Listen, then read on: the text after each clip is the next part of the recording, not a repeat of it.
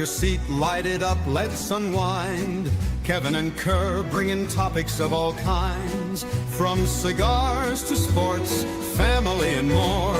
Everyday stories you'll want to explore. So take a puff or ponder away. Join the talk, it's the highlight of your day. Puff and ponder where the sparks ignite, conversations blazing day or night. Tune in now, let the stories take flight. It's the Puff and Ponder podcast, where we get it right. From fast cars to last night's game, family laughs or today's big name. We've got the topics, we've got the vibe. Stay tuned in and enjoy the ride. So lean back, relax, take a break. Kevin and Kerr got the chat you'll appreciate.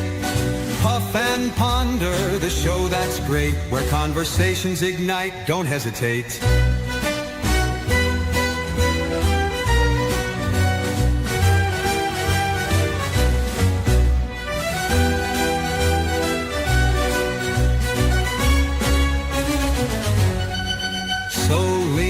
Relax, take a break. Kevin and Kerr got the chat you'll appreciate. Puff and Ponder, the show that's great, where conversations ignite. Don't hesitate. Oh, hesitate.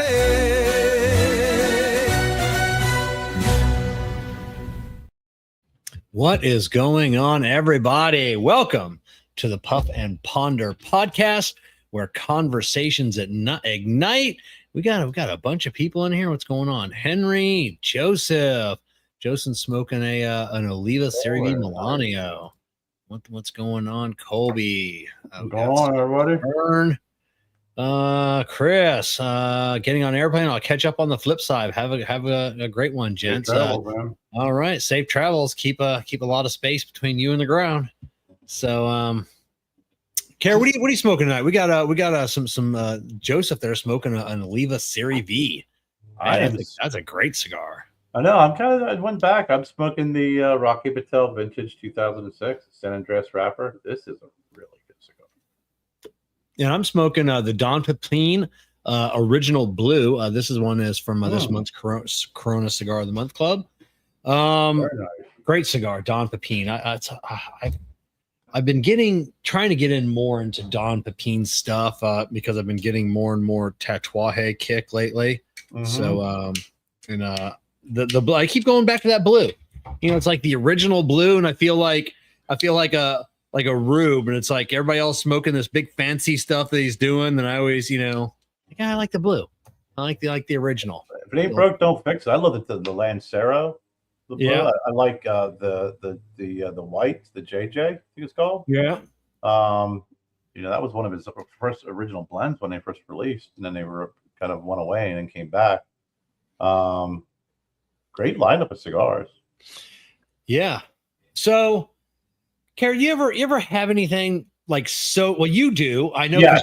because you refuse to use your Dunbarton lighter or your cutter because it's so nice and it's expensive, so you refuse to use it. So now it's just sitting there. I come in before. You mean this thing here, still in box with a little case there? Yeah. That's what I'm talking about. And mine, I'm trying to get mine beat up. I got two of them here. So on the way through the house that's come out here for the show, I see Gabby is eating dinner, and she's on like an Asian food kick.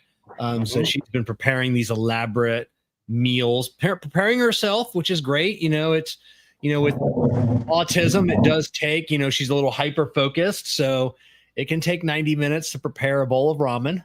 So it's in like not like the brick ramen, like you got cook the noodles and you got to cut everything up and put everything on there. Yeah, I think 90 minutes is good. I don't think that's a sign of autism. I think that's a sign of just taking your time and making it a good meal.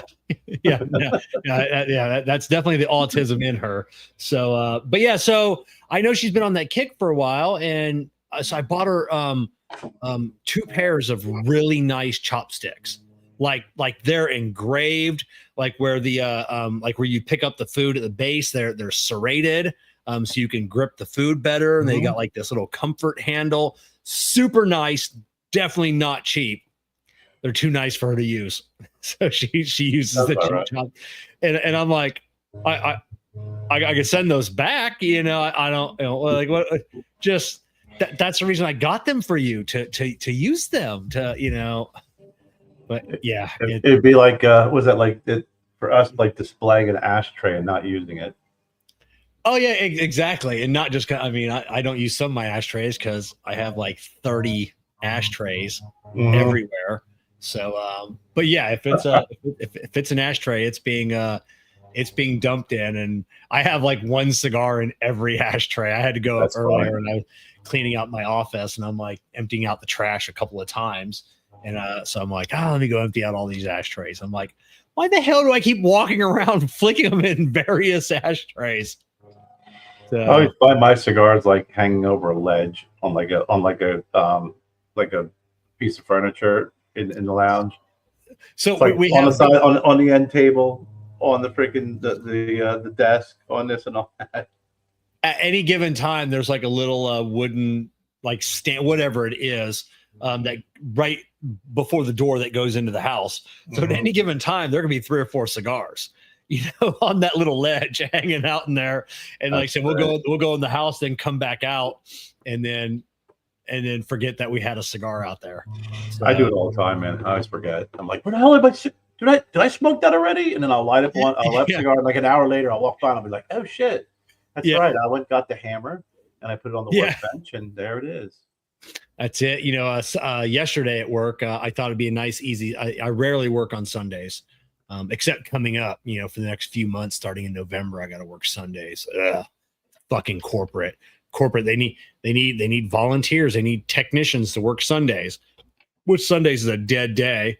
You know, then of course they know that like my immediate supervisors, like they're not going to ask me. Like that goes like way up the chain. Like the vice president of the company will send me a text. Hey man, we really need you. And I'm like, son of a bitch. He knows I won't say no. He knows I won't say no to him. Like my store manager, I'm like, get the fuck out of here. I'm not working Sundays. So, but when they go up the chain, so I'm like, whatever. But, so I started an FSG, Florida Sun Grown, on my way to work yesterday morning, which was irritating. We opened up till 9. I set my alarm clock as if we opened up at 7. So I showed up to work 6:30, you know, didn't. Yeah. Oh yeah. That was great. Oh yeah. So, but yeah, so on my way home at 4:15, I finished that cigar. I tried smoking it during the day, and I was just so busy. It was always on various ledges of my toolbox. And I'm like, I was not putting that cigar, and it lit up, and I was surprised because it rained a couple of times. I'm like, there's no way this thing is gonna light up and then combust. My God, that's hilarious. I mean, that's the worst. You got there that early. Yeah, I know. So yeah, so I started work early. There was a Corvette waiting for me, and needed some tires. The guy only wants the best, and I'm like, God, you know, I hate doing tires, you know, but it's like whatever.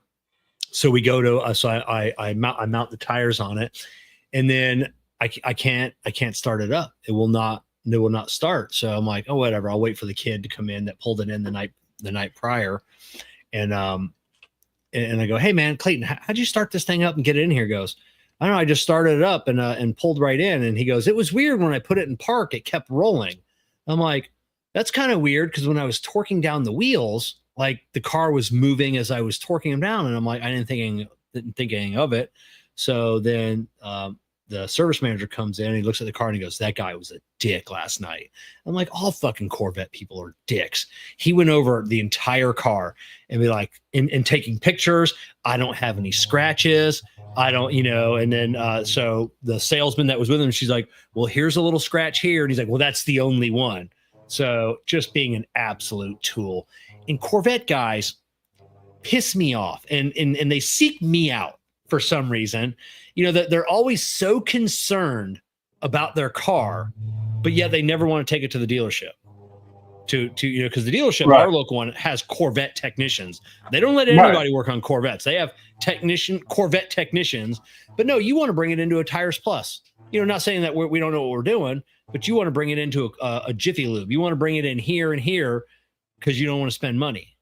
So the shift cable, it popped. So the cable, it has a little bushing that pops onto like your shifter, and that's what puts it in gear.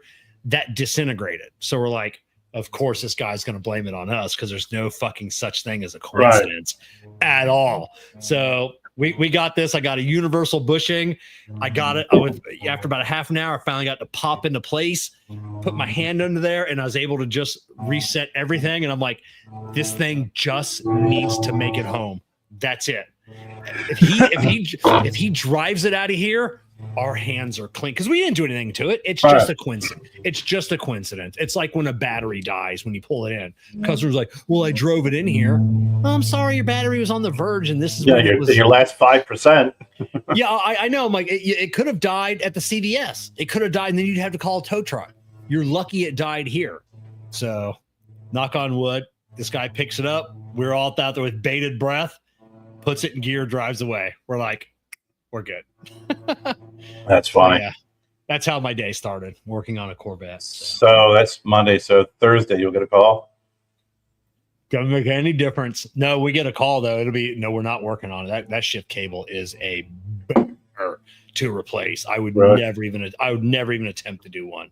So it's just not worth it. I don't know, sir. I'm going to take a wild guess. It sounds like that may be a shift cable by what you're explaining to me. I think you take that to the dealership. Yeah. They're the only ones that can do that. So yeah, that's how my Sunday went. And then today I didn't have anything to do today, Kerr. Nothing. I got up this morning, had some breakfast, nothing to do. I was just gonna play on my phone all day, and then I had a box to get together for you and Jen for your raffle, and I couldn't find your giveaway. Yeah, we don't do raffles. Your giveaway. So I couldn't find a couple of shirts that I wanted to send. Really nice. You're gonna really like these shirts. And I couldn't find them. And I know they're buried in my office somewhere in a box so they wouldn't get cigar smoke.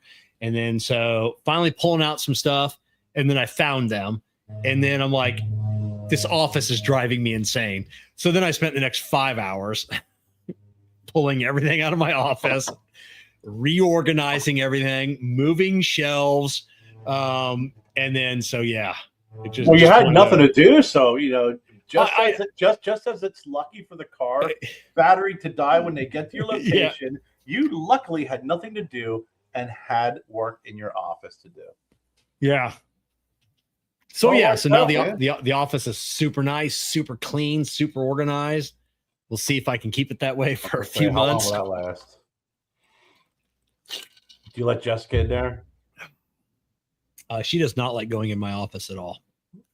So she has no business in there. Okay. Oh yeah. You know what she does like going in getting? My packing tape, because the reason your box didn't go out today is because I ran out of packing tape. So yeah, I had to order more on Amazon because someone. Exactly. What's going on, Derek? So your box didn't go out today, and I would have used my paper tape because I have paper tape dispensers, what I mainly use, but it was a box that had already had like the plastic tape on it, so you can't use paper tape over that. So I had to go on there, and because I didn't have a backup roll, because I always buy like a 6-pack, and same thing at work. Someone will use the last of something and then not say anything, and then someone else go to use it.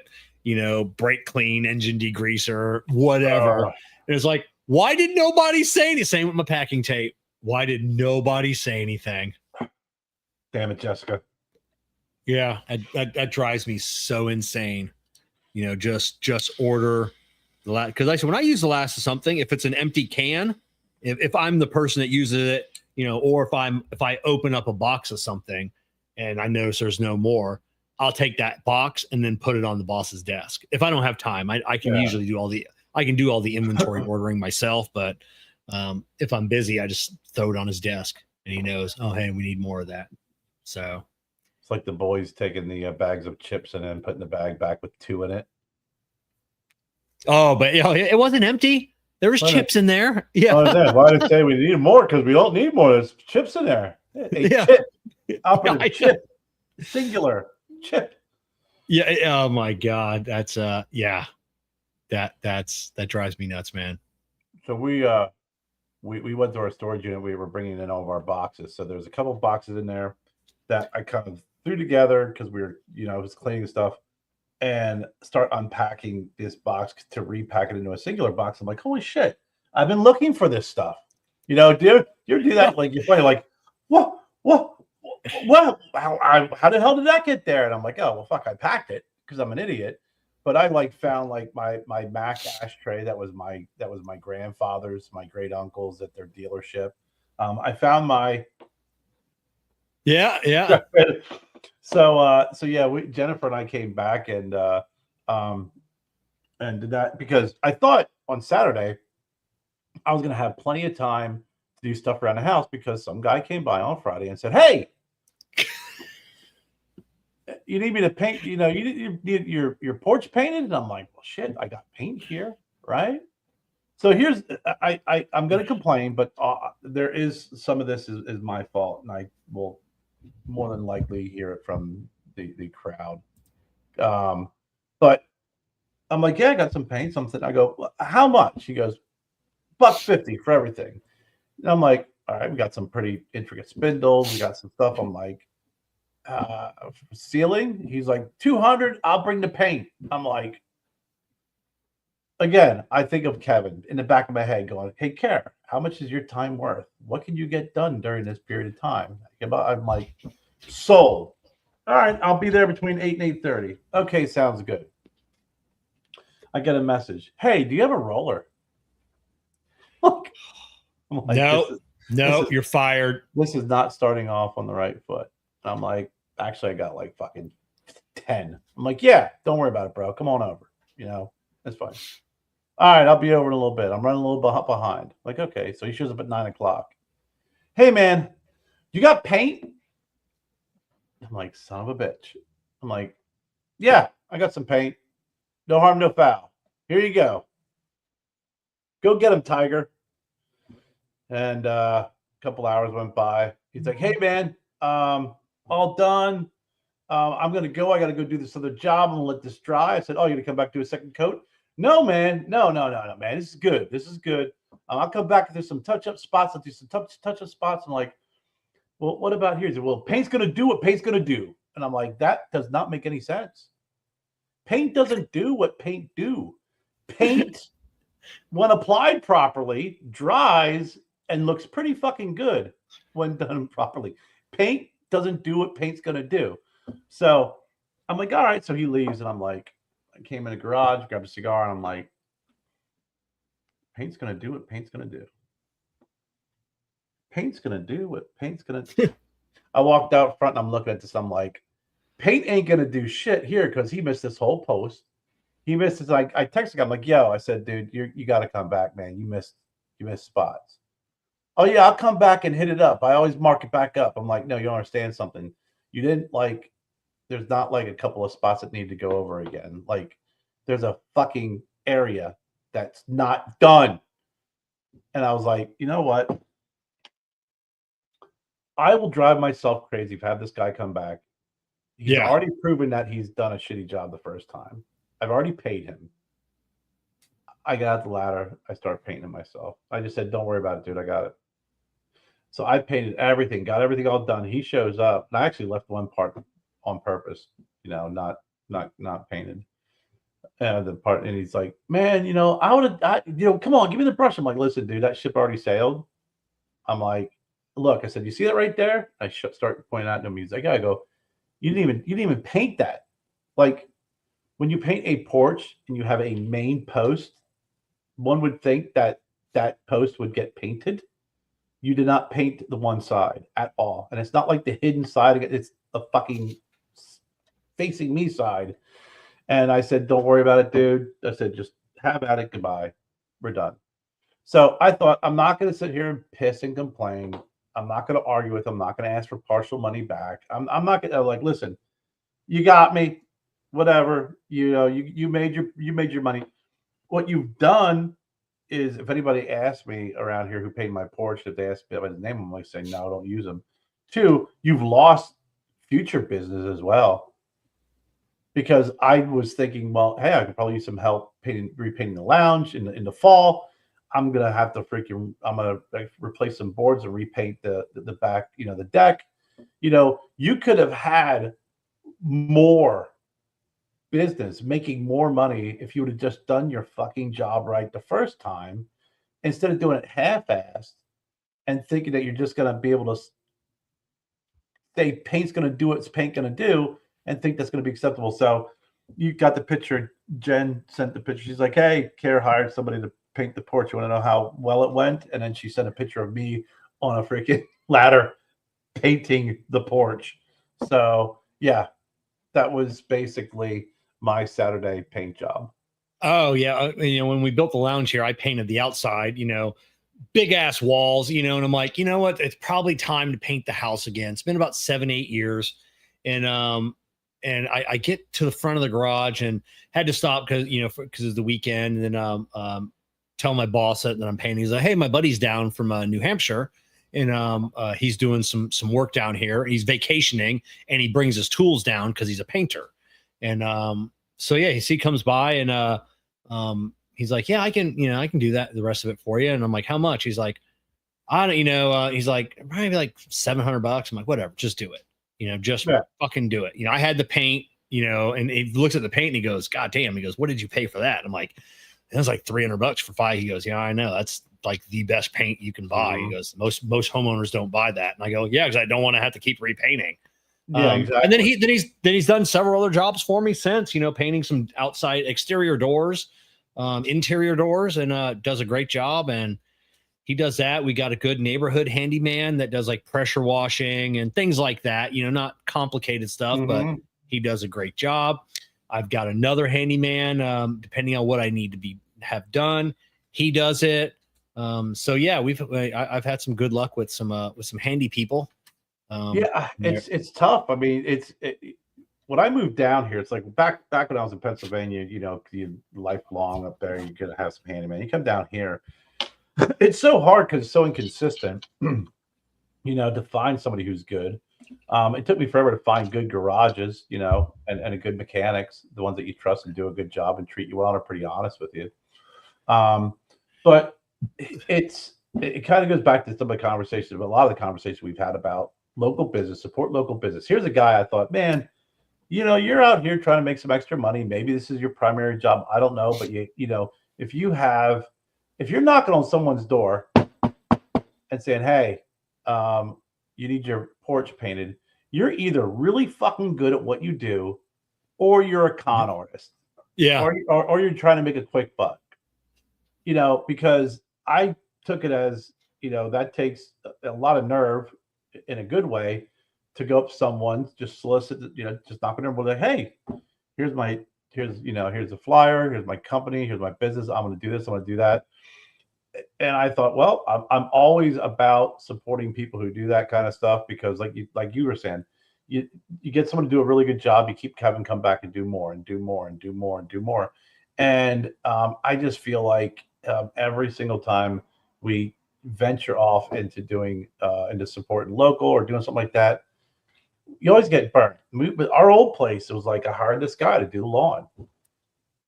He stopped by the house, he's mowing someone's lawn. Yeah, sure. Freaking after the first couple of times, he's like, oh, he called me, hey, my lawnmower broke down. Oh, I couldn't make it. I got off work late. I'm like, well, listen, I'm gonna cut my own fucking lawn. Goodbye. Just if you can't be at the location when you say you're gonna be at the location, then forget about it. You give me 2 or 3 excuses. The lawnmower broke down, a freaking dog ate your homework, an old friend came in from town, I got a flat tire. It's like first time, okay, I'll give you a free pass. Second, third time, there's 3 strikes and you're done, even 2 in many cases. But yes, guy just did a real shitty job, and the funny part was I fucking painted the porch. I'm like, Jen, come on around. Don't you think? She's like, man, that doorway looks great. I go, that's awesome, because I didn't paint it. Yeah. She's like, the other paint must make it look pop. It must make it pop. I go, it does, because now you have this nice white porch. It makes the doorway look a little bit more poppier. But yeah, I'm like, no, I didn't do that part. But thanks for noticing. yeah. So, Balls Deep 69 RH ask, what are y'all's pronouns so I can properly address? If you can't guess what mine is, Kerr, maybe, I don't know. He doesn't have a beard anymore, so listen. If you are somebody that has pronouns in your email or says here's my pronouns, fine, thank you. It helps me out because I want to make sure that I'm being respectful. Yeah. For me personally, I don't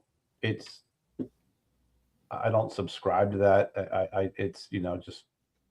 I've been called a lot of things. So I was gonna say, I mean, however you want to address me, Kevin and Kerr. How about that? Yeah, I think I could get some pretty nasty names, but I wanted to ask. No, go ahead, Kev. But before we continue, let's hear a little word from our partners and supporters of the show, Fogbox.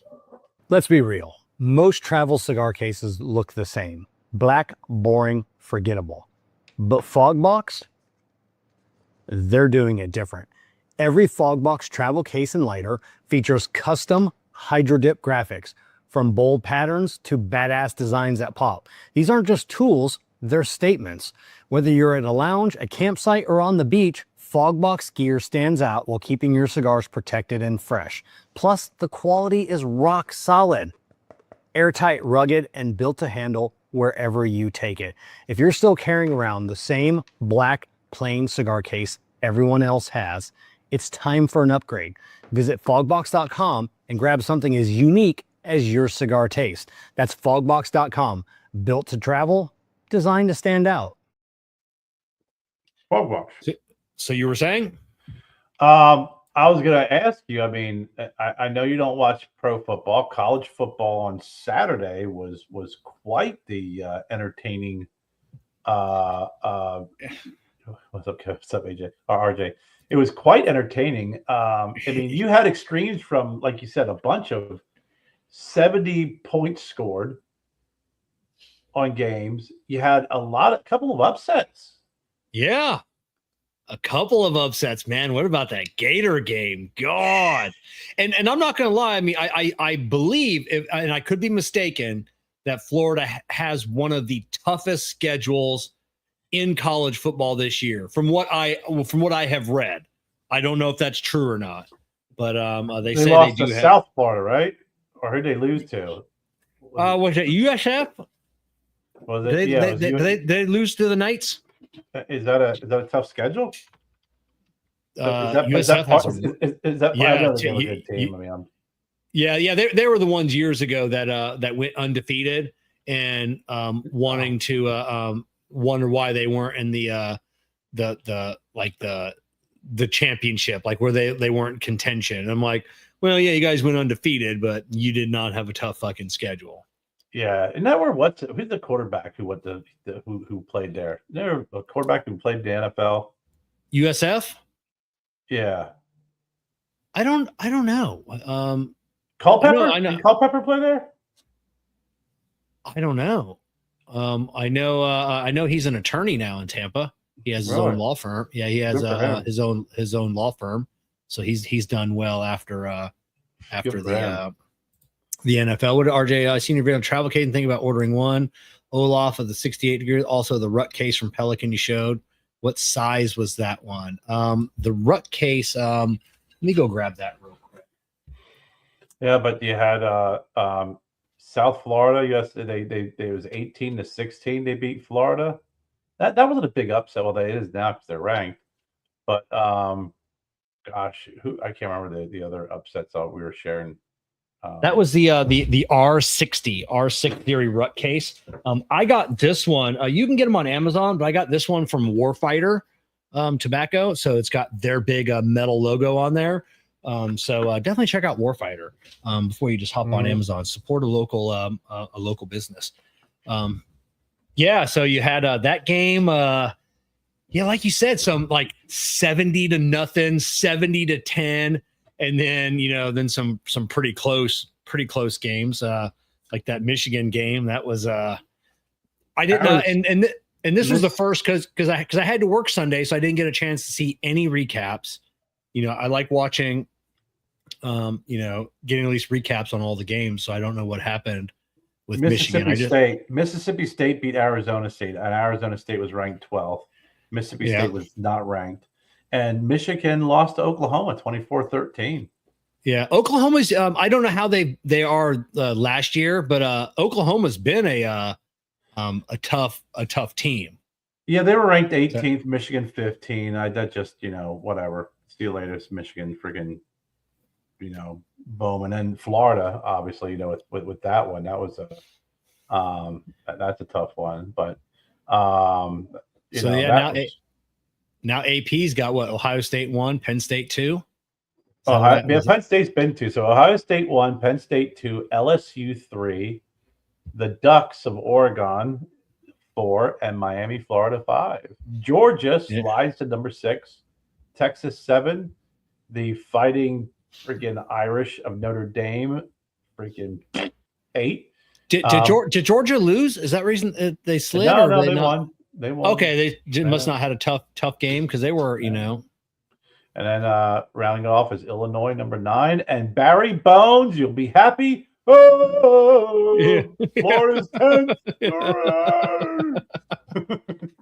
Oh, that's our revenge. That's it. I did see the recap of the Dolphins game though, which was pretty bad. They're calling for Mike McDaniel's head. So I don't know. I lived in an alternate universe on Sunday.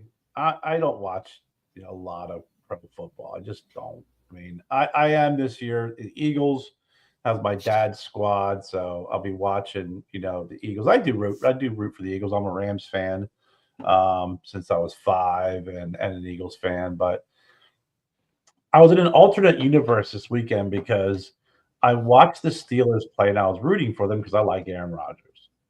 Yeah. I don't like Pittsburgh. I don't. I lived there for 5 years. I don't like the Steelers. And they beat the Jets. Oh, that was this weekend. They beat the Jets, who he used to play for. And and he had a great game.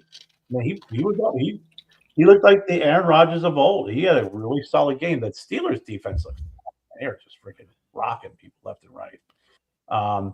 But that we got our Ohio State quarterback is Aaron Rodgers' backup, or one of the 3 backups that we have. Right. So it kind of sucks. It's like with Aaron Rodgers, unless he gets hurt, that dude, he's not playing at all this year. So no, that's fine. That's fine. Let Rodgers have another year or 2 left down, and then he'll learn under Rodgers, and they'll hit the ground running when it's time for them to play. But the one that blew my mind was I was scrolling last night and I'm like, what's the late game? Not the night. Well, yeah, what's the night game? I was like, oh, it's Ravens Bills, and I went, holy shit, Ravens 40, Bills fucking 25. I said there's like they're in the 4th quarter, 10 minutes left in the 4th quarter. I'm like, that game's over. I woke up this morning, Bills 41, Ravens 40. Really? They came back that late? They came back and just, I know there's some folks, they came back and scored 22 points in the 4th quarter. Wow. That's some Tom Brady shit right there. Dude, Josh Allen threw for 394 yards and 2 touchdowns. Wow.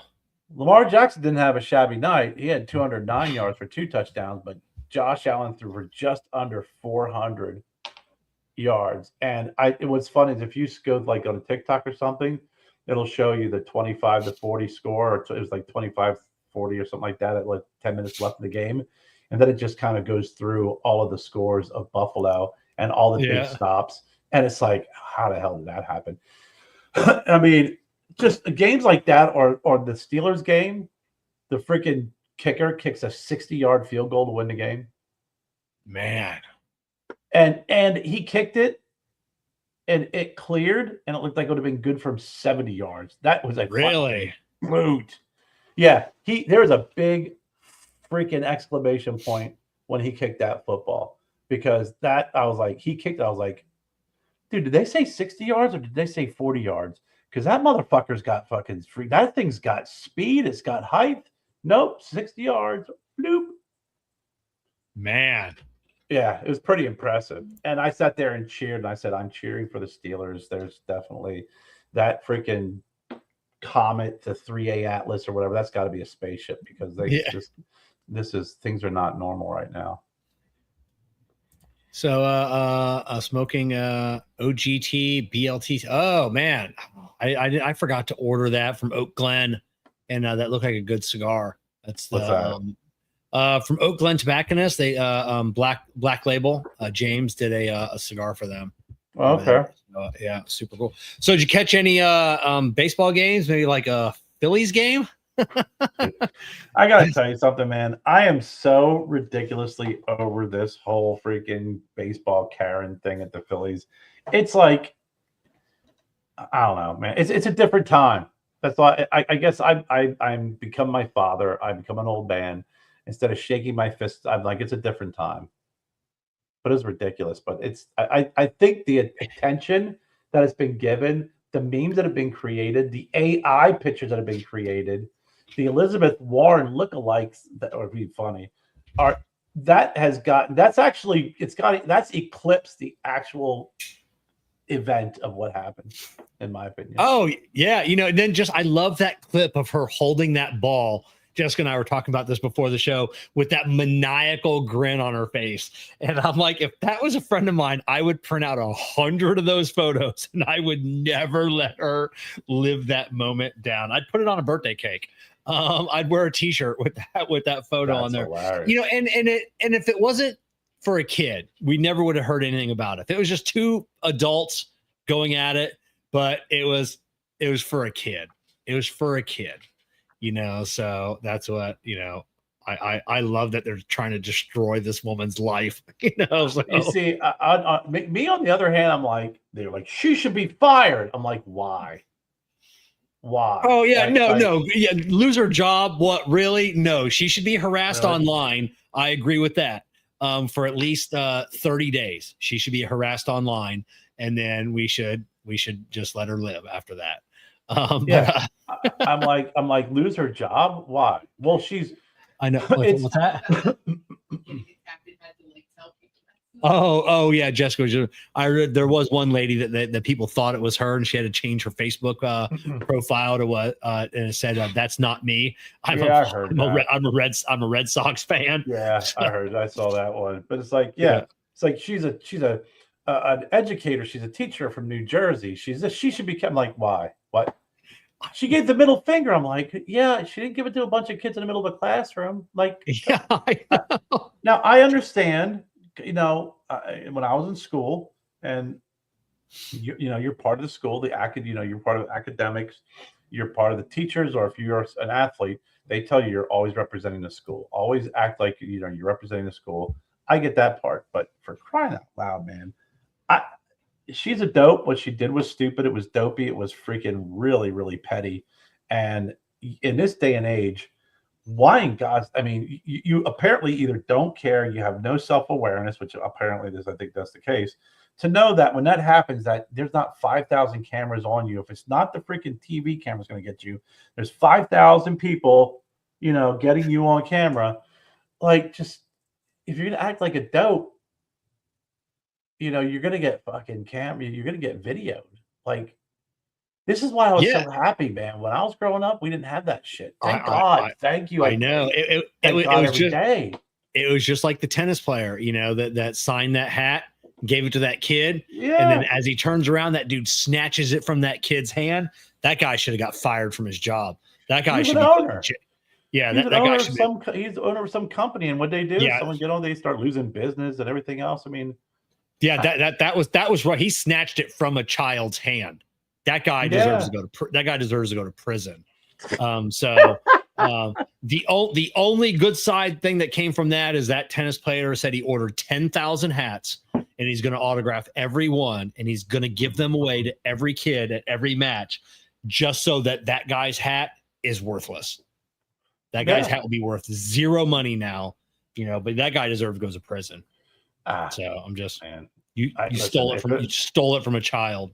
If it was my kid, I'd be pissed off as well. But I mean, after a while, it's like, listen, man, just move on. It's too much. Like, if that's how slow and how stupid the freaking news is that everyone's been obsessing about a freaking Phillies baseball fan. Oh, a Karen, as they say, Karen who freaking goes over, hits the guy. The guy jumped. You see him jump? Oh yeah. And he was like, I thought I was going to get into a fight. I'm like, dude, you looked like you were not ready to fight anything. Like, you looked like you had scared, like you were going through a fun house. He like did it like his fist up like this, and it's just like, you know, that because like the wrong person would have just you tapped and got into his face, he'd have shoved you over the seats.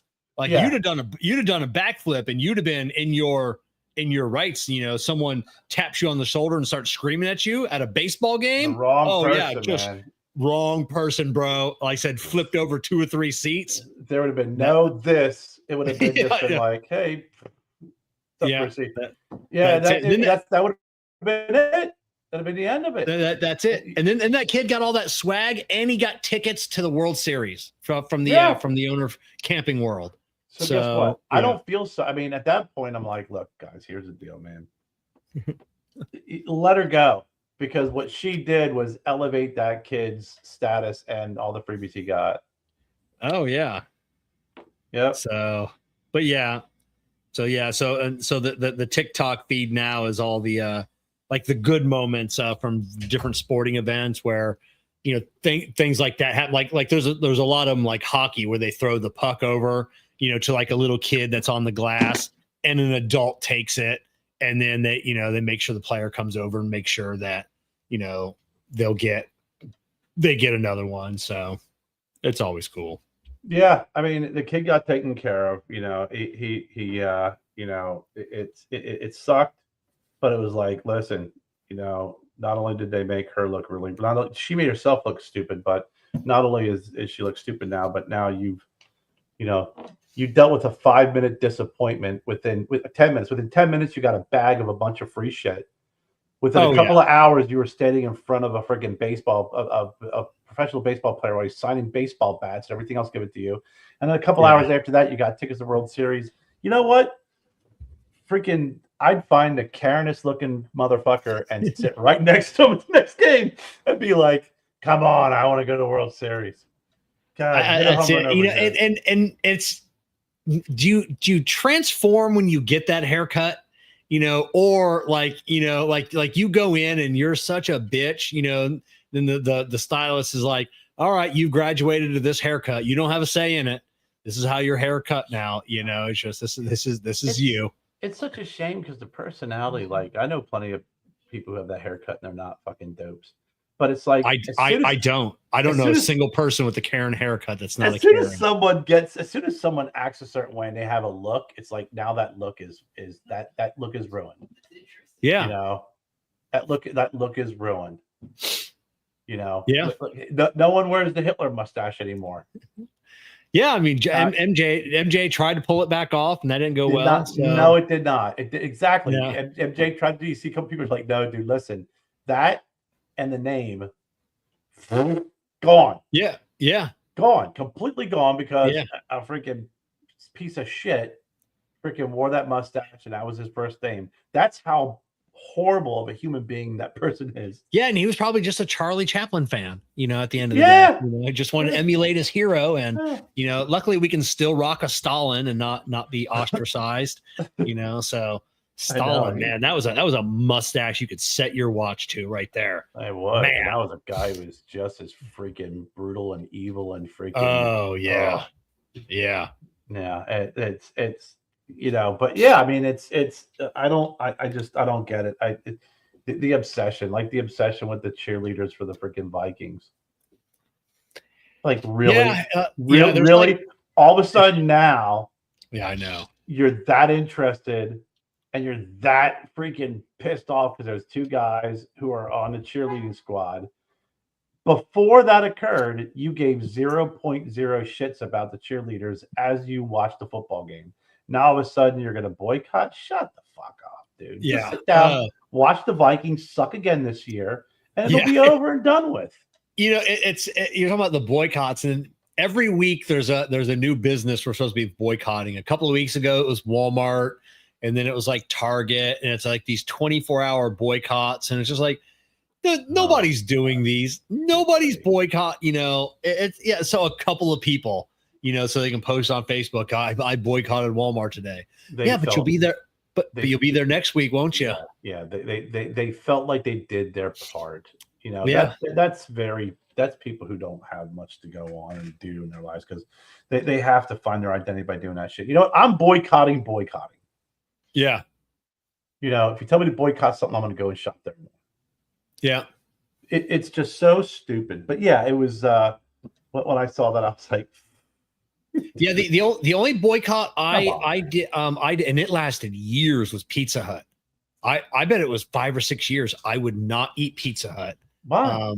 Because one of their drivers got robbed, and he ended up shooting a guy. He got robbed at gunpoint. I think he got pistol whipped, and he pulled out a gun, self-defense, shot the guy, got fired. Pizza Hut's like, this is not, again, this goes against company policy, and blah blah blah. And there's a big uproar. And I stuck to that boycott. It was a long time, 5, 6, 7 years. I refused to eat Pizza Hut. Refused. Good thing I'll eat Pizza Hut. So yeah, I guess I boycotted that. It wasn't. I'm not going to lie. It wasn't a tough boycott because I was going to say because their food sucks. I was going to say. Apparently, the boycott was lifted in freaking in the Panhandle when that was the only place we had to eat. Yeah. So but Defuniak Springs. Defuniak Springs. That's when the boycott lifted. Yeah. So, but yeah. So, they eventually had a new pizza I wanted to try a couple years ago, and I tried it, and it sucked. I'm like, oh well, I've only eaten it a few times since. Yeah, garbage foods. Who cares? Pizza Hut. When I was in college, man, Pizza Hut was the place to be and the place to work. Oh because yeah, it was like that was back when they had the Pizza Hut, right? So yeah, you didn't have a complicated menu. It's fucking pizza, right? How hard is that? Yeah. And families would come in, you'd flip the table, you'd make $5, $10, $7 a pop. Boom, boom, boom. You'd flip people out. So you'd be able to do that. Then you could eat pizza at the end of the night and bring it home. And I liked Pizza Hut pizza back then because it was free first and foremost, but I actually liked the crust. So you come home, it's like I made $90 in tips. I worked a couple of hours a night, and I got a free pizza. That was the place to work. I tell you, that was the place to go as a kid. You got that little coupon from reading the books. So our parents would take us in. You got that sizzling cast iron pan. Why they were serving that to children is beyond me. You had the red cup full of Coca-Cola. Yeah. And you were on top of the fucking world. Like you were king. And if you were like friends with like one of the rich kids that had their birthday parties at Pizza Hut, holy shit.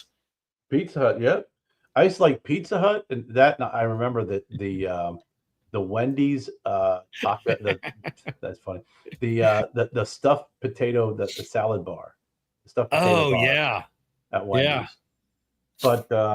But yeah, I mean I laughed when I saw the Vikings. I was like, man, you all did not give two shits about the freaking Vikings cheerleading squad. Now you find out there's 2 guys on it. Now you're going to boycott. You're going to be upset. Shut up. Watch football. You know what? You should be more pissed off at the bullshit kickoff. That's what you're watching every time. Or the freaking ridiculous refereeing or freaking there's a hell of a lot more to be freaking irritated at the NFL than freaking a bunch of freaking couple guys who are cheerleading. That's what they want to do. Fine. Great. You didn't care 2 shits about cheerleaders prior to that. Again, watch the Vikings suck again this year. And then when they suck at the end of the year, you can blame it on the male cheerleaders because Lord knows, not on freaking play calling, the freaking talent or the coaching, and then go about your day. But I mean, yeah. So I can't. I forgot. Are they doing the marking the ball electronically and and I knew there was a preseason thing, so that went over. So that's in regular season now. I believe so. Okay, so. I'll have to look that up. But I know that they did it in preseason. I thought they were going to do that. They need to bring that to college. They need to bring it to everything. You know, I think it was hockey that had the first, wasn't it? With the pucks, weren't they the horrible, first? dude. Fucking horrible. What was it? The puck that freaking you can follow with the freaking with the light. Yeah, it was terrible. It did not go over well. It was true hockey fans hated it. It was stupid. It was shit that they did for commercials, like, you know, oh, here's a great slap shot they did for commercials and stuff like that, and highlights. And then they're like, hey, we can put this thing on the puck, and then to make it more exciting, everyone can follow this. And then it was like the guy be coming down the ice, and there's this blob on his stick, and you're like, this is horrible. This needs to end, and it needs to end quickly. I like it. I like it in golf on their drives. You know, well, that's different. Yeah. Oh, yeah. Oh, no. Yeah, that's definitely because you don't see it all the time like hockey. So it says the virtual first down measurements for 2005 season has it up. Like, yeah, it looks like it is. Yep. Oh, okay. Down, yeah. And Jairus, for what happened to real food, or that was good. Yeah. We've definitely gotten away from like real food. Everything is just hot garbage now. Everything is just everything's just fast food. It's all it is. I'm glad to say McDonald's did have a press conference I saw like a week ago that the CEO has said that he agrees that their food pricing has gotten out of hand and they need to consider lowering it. And, we don't. I mean, that's one of the reasons we don't eat a lot of fast food in our house at all. You know, and it's not the pricing or anything else. We just don't like feeling like crap. We'll like let's hit the easy button and go to Culver's. And Culver's does have pretty good food, but. And then like a couple hours later, like, oh God, why did we do that again? No, you know, I go out for Taco Bell for Gabby and I, because that's our treat together. We like Taco Bell. We're the only ones in the house that eat it. So like once a month, I'll go get us some tacos, and it's like $38. Yeah, you know, and I'm like, what the fuck is going on? So it's horrible. Wyatt liked. He's in that age. He's 17. It's like Jen can make a great home cooked meal. She makes burgers, he eats it. He eats food, but it's like he likes his Waffle House. He likes his I mean, at least you can still go down to Little Caesars and buy a freaking pizza for $5, right? It's shitty pizza, but he eats it, that's fine.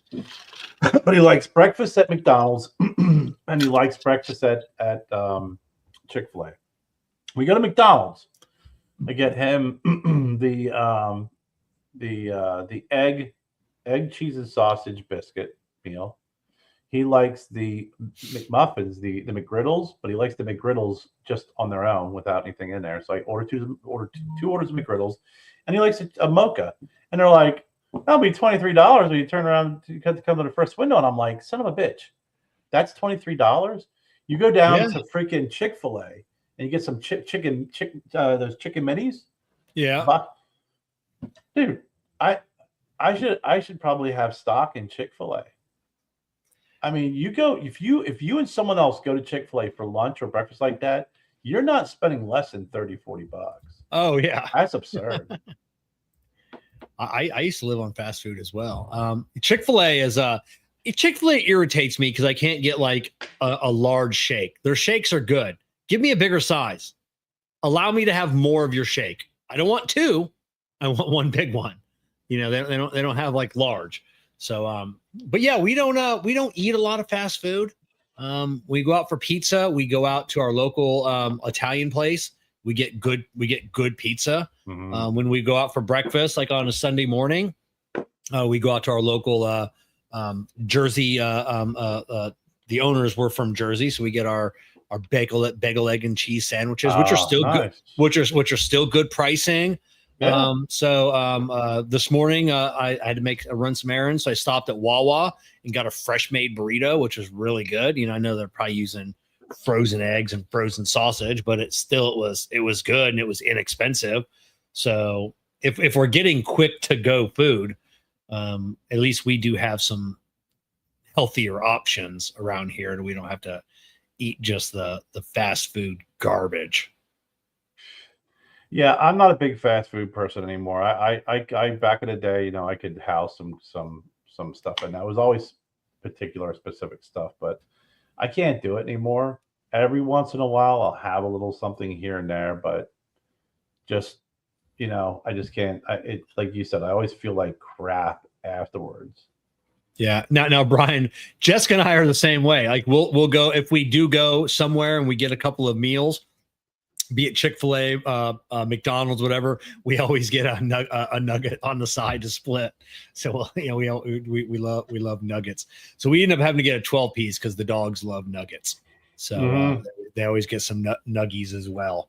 When Wyatt gets it, I'll steal a nugget or two. I will, from McDonald's, I'll steal a nugget or two. And it's like, that's what I can handle that. Yeah.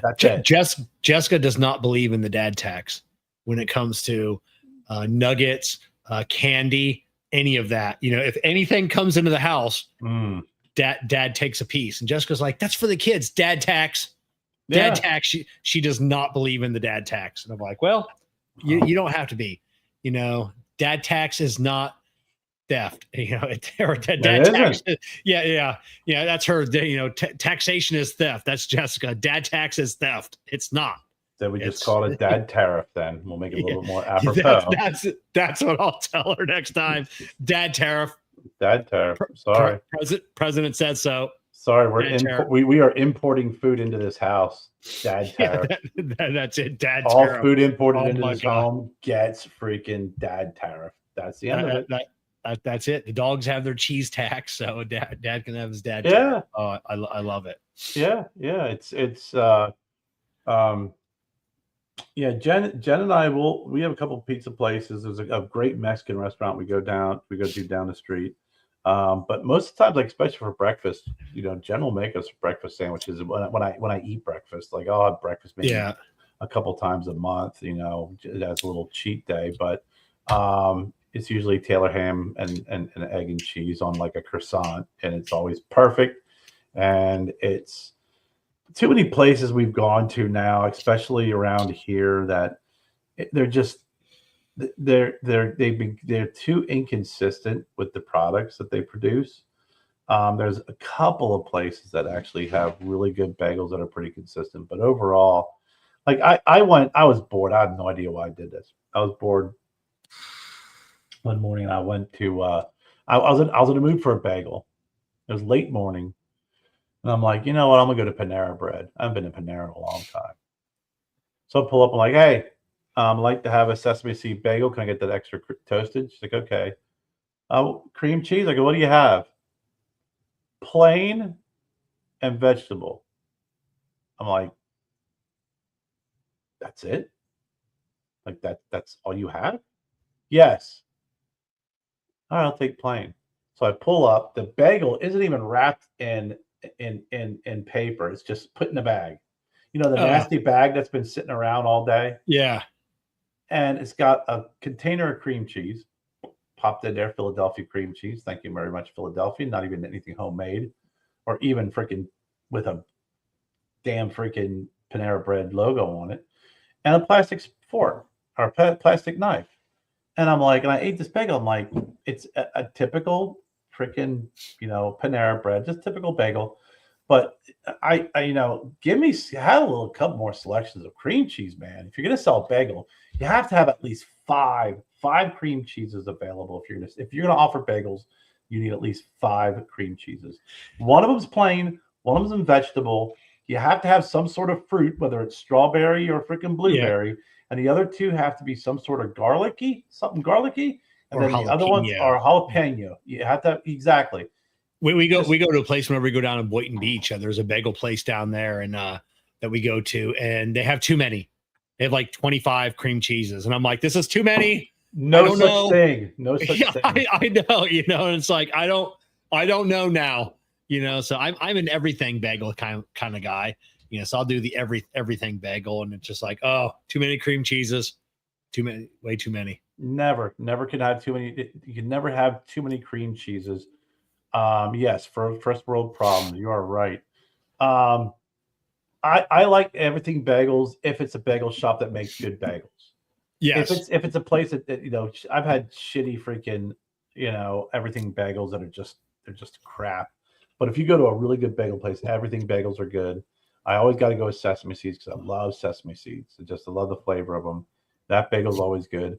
And I every once in a while I'll maybe do like a cinnamon raisin with some butter on it, something a little bit sweeter if I'm in the mood for that. What's really good too is this place used to have cinnamon raisin bagels, and they had cinnamon butter. You put cinnamon butter on it; it's really good. Oh, did you see? Speaking of that, did you see the new Kerry Gold cinnamon sugar butter? No. Oh my God, it looks delicious. I saw like an unboxing. So they opened it up and it was like this brown log inside of it, but it's Kerry Gold cinnamon sugar butter that I have got. I gotta write that down. I forgot all about it when I saw the video. So no kidding. I did not know that. Yeah. That and garlic butter. I'm a big fan of garlic butter. Yeah. I used to go to a bagel shop back. Actually, it's funny is where the beer and tobacco shop is in Harrisburg. That strip mall, there used to be a bagel shop in there I went to all the time because I lived right down the street from it. And they used to make their own garlic butter. They would take freaking butter, they'd melt, they'd kind of soften it up. They would take freaking freshly chopped garlic, freaking put it in, mix it up, and that was your garlic butter. We used to in the restaurant business, we used to clarify our own butter, which was kind of a pain in the ass. But once you clarify butter and get all the moisture and everything out of it, it's so much better, so much more of a buttery taste. Yeah. And, so good when you find a place that does things like that have their own garlic butter. Oh, love it. No, it's a good breakfast. And the other morning, I wanted to bring this up tonight because I posted about the Smoke In Cigar of the Club month, Cigar of the Month Club for September. I enjoyed smoking one of the cigars after eating a breakfast bagel or breakfast sandwich that Jennifer made. And it was the Aging Room Quattro Nicaragua Concerto Vibrato. It was a 6x54. AJ Fernandez made. Holy freaking macanoles. That cigar was fantastic. I didn't need to have a cup of coffee after I ate that Taylor Egg ham and cheese croissant. That was like a cigar, coffee, everything you wanted to have all in one. Freaking awesome. Yeah, I can't wait to try that one. I've got my sheet right here. And there's the all new Alec Bradley. We were talking before the show. The Do Not Disturb. That's a new cigar. The Rocky Patel Dark Star Toro. Oh my God, what a crazy good cigar. The Lost and Found Pepper Cream Soda. The Ozinger family cigars. First set. I've had that one many times. Great one. But yeah, the Aging Room Quattro Nicaraguan. Was that? I have to say that word a little slow sometimes. Nicaragua. It's like you're from England. Yeah, the concerto. But great. Another great month. I can't wait to. This is my favorite month so far. Like it was every cigar because I started off with the Lost and Found because I had just recently got a Lost and Found when we were at Boda Cigars. So I smelled like, oh, this is really good. And Lost and Found, I go back and forth. Like I'm not a big fan of all this stuff. I mean, good cigars just not my flavor profile. I'm same way. This one here just was like it was just hit the mark. And then I got it. Then I smoked the Aging Room. That's when I had that for breakfast. I was like, "Holy shit!" And then I think that out of all of them, I didn't expect the Aging Room to suck. I expected that to be very good, but it definitely was one of those ones where my expectations were high, and it not only met but exceeded those expectations. The Alec Bradley Do Not Disturb. Didn't know much about it. It's Ecuadorian Connecticut wrapper. It looked like I was like, oh, it's gonna be a good mild cigar, be a good one to end the day with. It had some spice to it. It's a solid medium cigar. I was surprised. I was blown away. And like we talked before, whenever you have a cigar that is a Connecticut shade, and your brain already says to you, this is going to be mild. And when it's not mild, it's got spice to it, it automatically gets bumped up an extra point. Oh yeah. And the same with a dark cigar. If you smoke it and it's not spicy and it's not freaking full of flavor, if it's kind of a good medium, it automatically reduces a point, which it really shouldn't because it's still a good cigar. It's just your eyes automatically assign a flavor profile. And if it is not that flavor profile, Connecticut's, if they're spicy, they're always going to exceed expectations. Maduro, if they're more medium based and not a lot of pepper, it's not going to exceed your expectations. It's going to actually let you down a little bit because your mind already is set to what you want it to taste like, what you think it's going to taste like. And blown away by the Lost and Found. Really good cigar.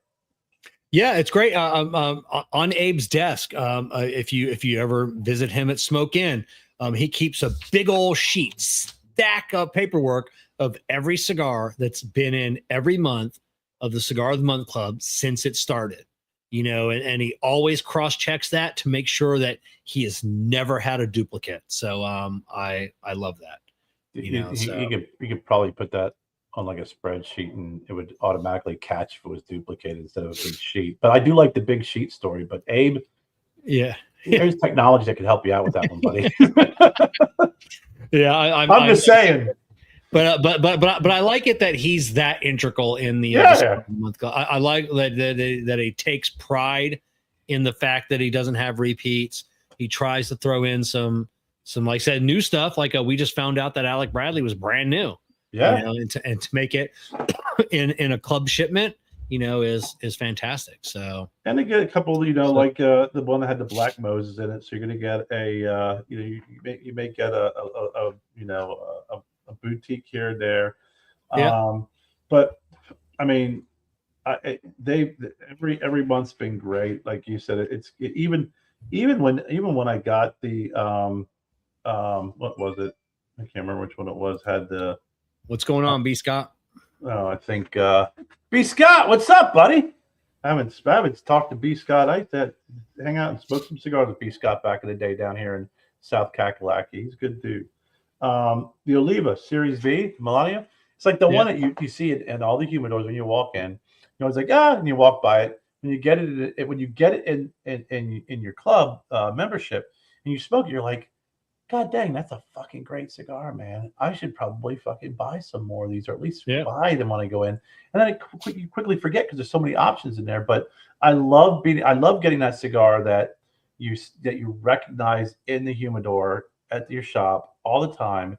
You pass it by because you've had it. You're like, I want to try something different because Oliva's going to be Oliva. That's going to be there, And then when you Oliva going to do what Oliva do. Oliva going to do what Oliva do. That's a good one. But then, and then you're like, you smoke, you're like, son of a bitch. I forgot this is a really good freaking cigar. Yeah. For sure. They got some great sticks. Always a good club. We love doing that one each and every month. Kerr, did you see the newest Theo Von podcast with the Amish kid? No, I have not, but you've got to watch it, bro. It is. He's got a kid on a Rumspringa, and which I thought that was like a thing that Amish kids did once. And Rumspringa, you 16, you go away from home and and so for his clan or community, like you do it every year from like 16 to 18. You do Rumspringa, and it's in the summertime, but you just you're always at home, so you do Rumspringa on the weekends. So you go to town and you get to have fun like every weekend. Really? For the summer, every year from like 16 to 18. So it's not like the one time you go away and for like a summer and then you come back and you decide whether you're going to stay Amish or not. Yeah, I mean that's the pure definition of it, of the fact that they get to go outside their strict rules and decide whether they want to be baptized and join the church or be the party animal that they become. Yeah, no, I guess I guess it's just on the weekend. So he had a lot of questions, and it was great. I guess the Theo met the kid, invited him to one of his shows, and then like we got to get you on the podcast, and it was great. Just some of the questions Theo asked. There's a whole talk about autism and Down syndrome in the the Amish community. For because a lot of first cousin thing going on. That they try not to. A lot of crossbreeding, some direct crossbreeding, but not very big. I'm kind of interested in the autism because there isn't the Amish, and also a lot of the Mennonites too. A lot of those different ordungs, they don't believe in vaccinations. Yeah. So that happens, and I guess that one talk about the there's some Mexican Amish are becoming a thing, and Theo's like he goes well, like, isn't that a bitch? You Mexican, you're expected to do all this work, construction, and then you go into become an Amish, and then that's all they got you doing. Go build a couple of barns. Yeah, so it was great. So but yeah, then the kid talks about that there's a lot of technology that obviously is being hidden, and a lot of the parents in the community know, like, the kids have phones and laptops, and it's one of those secrets that you keep it in the back of the barn, keep it out of sight, and it's just kind of looked the other way. So great episode. I'm about halfway through it, and it's got me rolling at times. So that's crazy. Yeah, I mean, I grew up in the Lebanon, Lancaster area, so the Mennonites and Amish were very surrounded. I actually played basketball against Lancaster Mennonite. It was a high school, and I played against a guy who had polio when he was a kid. Yeah. One very small calf. Again, they're not very big into the whole vaccination. So you got a couple popping around here and there with a couple of cases of polio. It's not. Wasn't that a thing just a couple of years ago, like an outbreak of polio in the Amish community up there? I think it was just a few years ago. There was probably you'll see outbreaks like that. Again, it's very. I knew a couple of people that the one guy I worked with, he and his wife were very much a little bit more hippie and, not wanting your traditional Western medicine. And they actually joined a church, a Mennonite church, so they could claim that it's against their religious belief to get their kids vaccinated. So the schools, they could actually get them involved in the school. Now, looking it up, autism exists in the Amish community, but from 2010, I'm a little bit more curious on in 2023, but approximately 1 in 271 of the children have a prevalence of autism is 1 in 271, where the national average in the U.S. is 1 out of 31. Really? Yep. Huh. I wonder if it's also just undiagnosed as well. It could be undiagnosed. It could be the low reported, of the presence. It could just be not reported properly.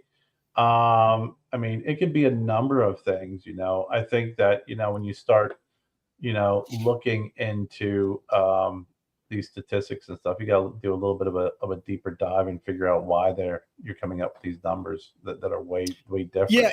Because that was one thing that people were, when RFK, is touting these numbers, and older generation, before me, it's one thing that, that they'd said that, like, it was a stigma, like so it's a lot of unreported numbers. Is autism really high? Which I personally think it is, but I think the numbers from the 50s, 60s, 70s were a little skewed because, you had parents, you just kept your kid at home. And they still had institutions then, and so maybe there was a lot of unreporting. Or you sent them to school, I mean, yeah, you sent them to school, and it was just the weird kid.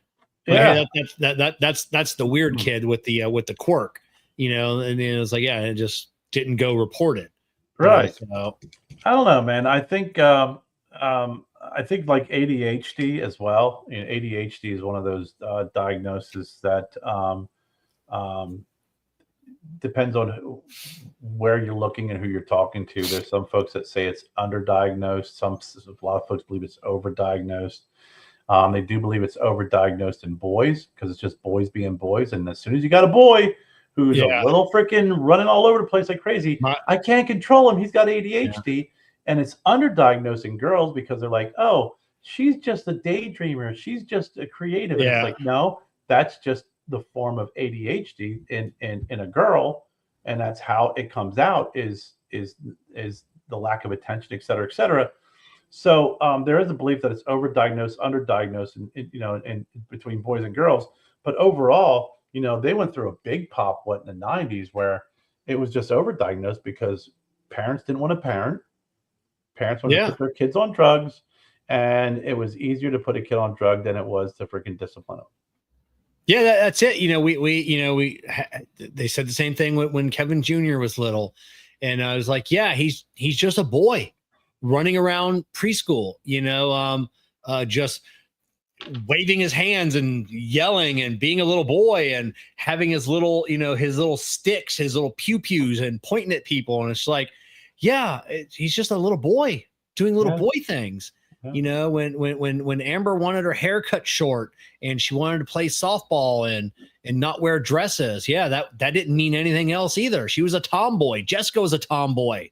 Playing softball, that's, Yeah, I mean, it's fairly common. I mean, that's why I said it depends on. But the same thing with autism. It's like, okay, is it just that we are recognizing it more now, and so that's the reason why the prevalence rates have gone up, or are we just labeling every little quirky thing as it being autism? I think that's a question. That's not a Kerry question. I think that is a question that is asked and should be asked because that's where you start digging in a little bit deeper. And if you're not smart enough or brave enough to ask those questions, then you're just going to believe whatever statistic they come out with. I mean, because there has to be some sort of a reason why, or there has to be a reason why, not some sort of a reason why. There has to be a reason why those numbers jumped from whether it was 1 in 1,000, 1 in 10,000 to 1 in 31, 1 in 19 in some areas. And Mike makes a point. He doesn't have a background in healthcare. It's look, the one thing I do like about RFK, he started a conversation for me that has forced me into doing a lot of my own research. I just had my own grandkid, or Amber, just had a baby. So RFK got me at least doing my own research. We're not anti-vax at all, but Amber, I've had these discussions. I got Amber books, and she's going to definitely space out the vaccines. It's not going to be inundated all at once. He talks about autism. I didn't know, when he talks about these numbers, at least I go down that rabbit hole now and really trying to look into, and then getting my information from everywhere as much as I can. And I think the consensus is that it is a hell of a lot more prevalent now than it ever has been in history. But then, and why? The why is what has everybody, you talk to 100 scientists, you get 100 different answers of the why. Well, it depends on who's paying them. I mean, I'm not an anti-vaxxer either, like you said, but I also have to ask the question why, and I'm not going to believe a blind statement that it is just better diagnostic tools. I don't believe that because I've seen there's a lot of stuff in the medical community now that just makes you kind of scratch your head. There's when it comes to, and that comes to diagnosis, therapy approaches, everything else, it's gotten to the point where you got to start asking yourself why when the prevalence is so high. And if you're not asking that question, I don't give a fuck if RFK's got a freaking medical background in healthcare. He's a smart dude. You have someone up there who's a smart person. They're going to ask questions. They're going to start a dialogue, and then they freaking put people who have that background to get on it and get the work done. Where's the problem with that? 10 years ago, 15 years ago, whatever, when all the different celebrities, Jenny McCarthy, a number of folks were coming out and talking about their autistic kids, and we're talking about vaccinations. I didn't see anybody out there freaking ripping them. I saw the whole freaking community, the freaking different, the Hollywood community come out and support people like that. And back them up. They may not have agreed with them, but they were supportive and backing up. Now you got RFK saying it. Now everybody wants to freaking string up and say he's a dumbass and he's full of shit. He's an anti-vaxxer. Make your fucking mind up on what you want to believe in. Because honestly, when you see rates blow up like that, I tell you what, if you've seen cancer clusters blow up like that, you'd start asking fucking questions. Yeah, we're still. I mean, we're the childhood obesity. That's a fact. Like we did not grow up. I mean, every group like had the fat kid, but his parents were fat. It's like the family was fat. Like, all right, so he's got the fat genes. But now it's the food 100%. It's the food. It's the sugar that we're eating. Well, then if the experts are quitting under his leadership, then freaking I'm sure there's other experts that can fill their spots. It's the one thing that he has done on the autism side of it. He has the proof that some of these studies that the government has done, they basically went in there and like, hey, we need you to prove that autism is not caused by this, or it's caused by this. And he just has awarded some grants to, I want to say like 5 or 6 I don't know, group scientists, centers, whatever, from around the world to do like a 5-year study. And it was, here's the money that you asked for. Just there's nothing, we don't want any, just give us the results that you find. There's nothing, we're not paying you to say it's not caused by this. We're not paying you to say it's caused by this. You need to take this information, and you have 5. Well, so I think some of them are 2 years, but then some of them are 5 years. You need to just do this. So I do commend, whether it was him, the organization, I don't know who made that decision. He made the announcement on it. And just let us know what you found. So if all 5, however many it was, come back saying the same thing, so be it. And it's not, like I said, it's from around the world, these studies. So I'm super excited, to maybe we'll finally have, hopefully a consensus, that it's caused by this or it's not caused by this. I don't know. If you get some objective data from different parts of the world with different prevalence rates, I think that, that you hope to be able to find at least a root cause, like you said, or at least things. You hit something, you hit a nail on the head earlier about, childhood obesity. First of all, we didn't have childhood obesity when we were growing up because, we didn't have video games. They kicked you out. You got kicked. You couldn't sit in the house. I mean, the only time really I remember as a kid, maybe sometimes when we would play Dungeons and Dragons when I was going through my nerdy stage, or my geeky stage, but it was Saturday morning cartoons. You sat down, boom, you watched it. And then once it was done, you were out the door. You were freaking playing all day, and you ran around. You burned fucking calories, man. Because it was mom's cleaning day. Get out. Right. Get out of the house. Don't come back. Out. If you're gonna come, knock on the door. I will bring you food outside because I don't want you in here. Or it was like, hey, dad's freaking coming off of fucking 11 to 7 shift. He's going to be sleeping all day. I realize even if I fart, he's going to hear it. And then I'm going to get my ass whooped because I woke him up. I'm going to get out of the house. I'm going to stay out of the house. I'm going to stay out of trouble. I'd rather get in trouble with the neighbors. I'd rather have a dog attack me. The neighbor's dog attack me than actually freaking deal with my parents back in the day. But you're running around, and you don't have that now. Everything is just so much easier for a kid to wake up, grab a bunch of shitty food, sit in front of their freaking computer all day and their video games and play all day and not get out. But I also like the fact that, listen, I'm a firm believer of this too. One of the most freaking horrific things that is leading to a number of diseases that is horrible for you and that freaking is deadly is sugar. Sugar. And it's readily available. And if there's any way that you can, I don't believe in freaking the bullshit big gulp guy from New York. Remember that, where they freaking limited the ounces of freaking soda you could buy. But you know what? I think that there is a way to get some of this sugar and some of these dyes and some of these things that are in the foods out. in order to promote some healthy foods. The preservatives that we have are ridiculous. I mean, Kevin, you see it every time you guys order your freaking snack club, right? Yeah. I mean, you see what's in those foods, what is not in those foods, and they all kind of have a common theme. There's not a lot of flavor. There's some, but it's not as jacked up as our flavors are that you can have here. Wyatt went back over to the UK, that's where his mom is, and it's like, pack his bag full of XYZ because you can't get that shit over there.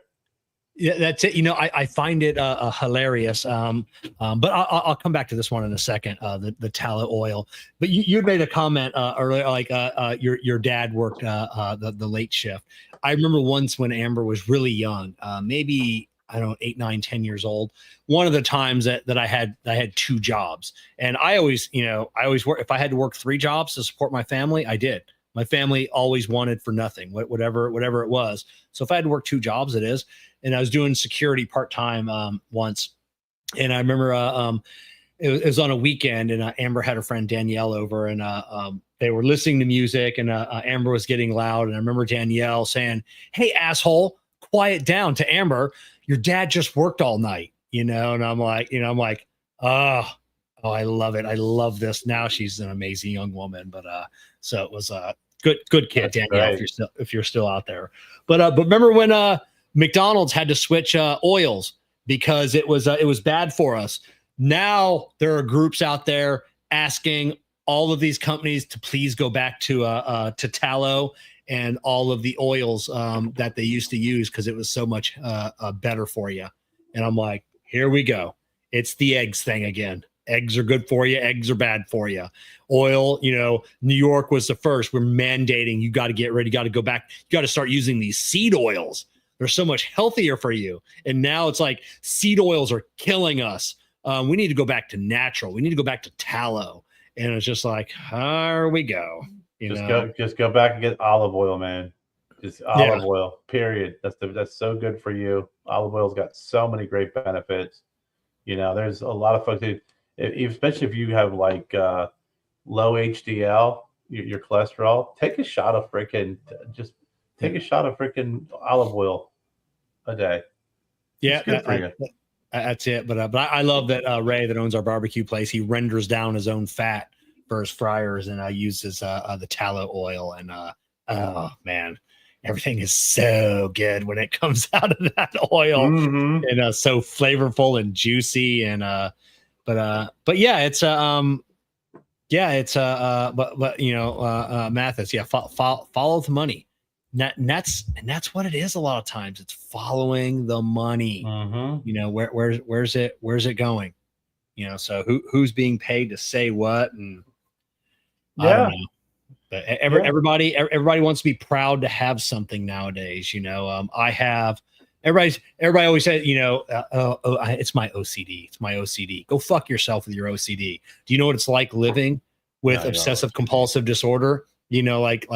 Like where you're, and I'm getting better as I get older, being able to control some of the things, but it's just certain things. It's just, you'll freeze up because you just can't do it, so it's just, you don't have OCD.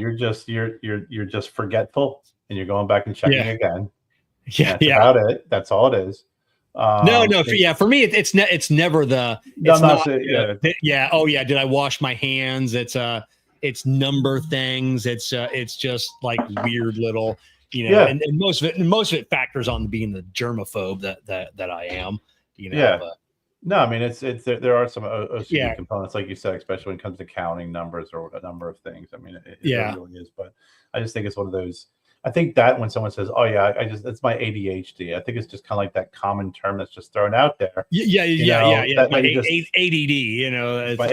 It's just my ADD. Really? Yeah. Really? Yeah. I don't think so. Because I see your other work. I see your other work. Yeah. That's it. Yeah. Try again. No, but listen, I'm all for asking questions and really, doing what's best for the people and the citizens and also, I firmly believe in, people. It's free choice, man. Let them make their own decisions and their choice on what they want. But you can't knowingly allow certain things to be out there, or withhold information and statistics and data. We should. It doesn't matter who's in office, because I think some folks just get so politically charged that they're blinded by the orange man, or they're blinded by the Democrat, whatever. You lose your objectivity at that point. You should really be looking for answers and results and what's best for for you, your family, and the people. And I don't think any of these questions that are being asked are wrong. I just think when you start asking questions and you try and politicize it on both sides, I don't care who you are, I think that you are just as bad and as guilty as the person that you're criticizing. Yeah, exactly. And the ingredients is, and GMO grains, steroids for livestock. Not all GMO is bad. It's we have corn that we can eat because of GMO. We have watermelons that are 99% seeds because of GMO. So there are good things that have come out of GMO, but then it's gotten to the extreme. Like we can spray deadly poisons that will kill a human in minutes onto our vegetables, but they're fine. That's taken science a little too far. But yeah, it's like let people do what they want. Let people consume to a point. Yeah, we've got like I said, we don't allow people to drink as much as they want and drive. We've nipped that in the bud. You have a limit, or you're going to go to prison. That should be, that there should be a rule on as much as I don't, I'm not a huge sugar fiend, but I do like my sugary sweets. Mm-hmm. But I'm able to limit myself where other people aren't. I think the government needs to come in and step in on the sugar debate. Every other country does it. Australia, almost no sugar allowed.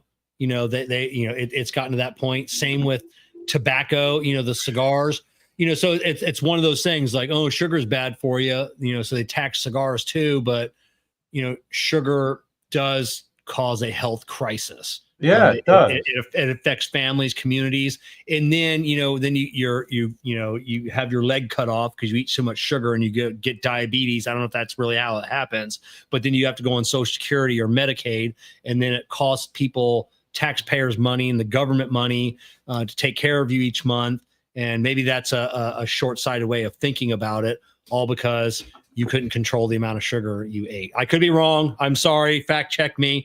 But that's how I feel. But yeah, so there are certain things that, and same with the chemicals, these dyes and everything else that are petroleum based, it's same thing. Like I said, other countries don't allow it, but we do, because we have the freedom to eat what we want, but yeah, maybe these other countries, that have a longer lifespan, they have their citizens are healthier. They don't have the obesity problem that we have. Yeah, so maybe they figured it out. Maybe limiting the amount of shit we're putting in our food is a good thing. It's not all government is bad. So you hear some of those people, oh, the government's bad. They just can't be telling us. Yeah, they build our roads, they build our schools. They get they do a lot of good too. But when it comes to something that you don't want, or that now government's bad. Yeah. No, you bring up a good point there, and I think it's sugars are I mean, it's proven just how bad it is for you. I think that you need to have a little bit of you have to also monitor your home too, and I think there's a lot of that's going on that is just not you're not gonna be able to politically monitor or even legally monitor parenting and what they let their kids have or not have. But you definitely need to watch how much sugar intake there is. Listen, if your kids are sitting there eating, drinking sugary sodas and drinking sugary drinks and eating sugary foods all day long and doing nothing, and then be like, oh, my baby's got diabetes. Look, he just has it's his metabolism. No, it's not. Most times it's not. Most times it's not. Yeah, we have, we have plenty of drinks and for the kids in the house. We have sodas, we have juices. Everything is zero sugar. Zero sugar. Mm-hmm. It's Gatorade, zero sugar, Sprite, zero. And anything that the kids drink and consume more than everything else, zero sugar in it. But yeah, so you can't limit. So Australia doesn't limit the amount of sugar that any one person can consume. They just tax the shit out of it. The taxes are through the roof. So you want to make something with sugar, it's going to cost 10 times as much. So the average person can't afford, to buy super sugary sweets because they're just so expensive. So yeah, you can, let them, if the parents want to spend that much money, or if you want to spend that much money to have sugar, have at it. You can have as much as you want. But, like I said, they're just going to tax the shit out of it. So that's one way around it, is just taxation. Mm-hmm. So I don't know if that's already, people are like, taxation is theft. So I don't know. Well, yeah, I also believe that, I think, taxing is just a freaking stupid, in my opinion, stupid and lazy way of just that's the mailing it in saying that you care because you're going to tax it. You know what? They're still going to buy it. Look at cigarettes. Yeah. People are states are like, I'm going to tax it because this is going to lower the smokers. No, it doesn't. It doesn't. If you $10, what's his face? One comedian, Dennis Leary said, you can charge $20 a pack, freaking paint the wrapper black and call them tumors, and people are still going to buy them. And Mike, I have to look that up, but I think the whole thing, COVID vaccines are no longer covered for insurance for kids. I don't think that's 100% accurate. I don't know. I heard something along that line the other day, but I'm not 100%. I didn't delve into it. And Brian, I just searched it real quick, and because I heard about it too, and it was you get a lot of these, don't mean to interrupt you, Kevin, there, but no. You get the NBC news that says for some, fall COVID shots may come with a copay or not covered. So there's a lot of mays could come with. There's a lot of, when you really dig a little bit deeper, there is some information where you may have some federally funded programs that may be impacted by it, but doctors can still prescribe it and get it covered. I just think there's, just because somebody says something or says that this is the way it should be, doesn't mean it's going to be that way. And for crying out loud, scroll beyond the very first couple of headlines that you see and dig a little bit deeper. Because I think when it comes to what's being covered under insurances, that's up to that individual insurance company. I know that they're going to take probably a lot of their leads they do from the CDC and the FDA and so on and so forth. But at the end of the day, if the insurance company, you can have that same argument over different medications across the board and have an argument about it. But I haven't seen anything that really kind of leads me to believe that there's going to be this widespread, multiple insurance company banning of COVID-19 vaccinations for the kids. Maybe I'm wrong. I haven't seen anything that is indicating that at all.